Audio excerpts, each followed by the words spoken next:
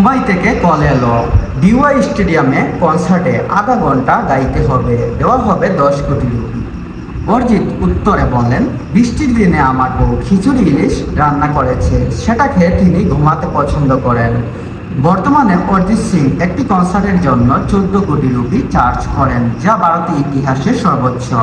দ্বিতীয় অবস্থানে এআর রহমানের, তিনি চার্জ করেন 2 কোটি রুপি।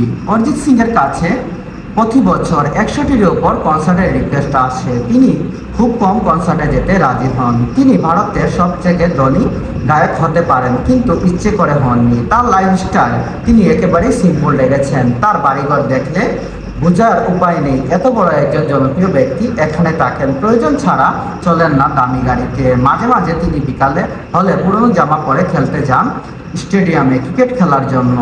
অরিজিৎ সিং এর এই এমন অবস্থা এবং তার সবার সাথে মিলেমিশে চলাফেরাকে আপনাদের কেমন মনে হয়? আপনাদের কাছে ভালো মনে হলে কমেন্ট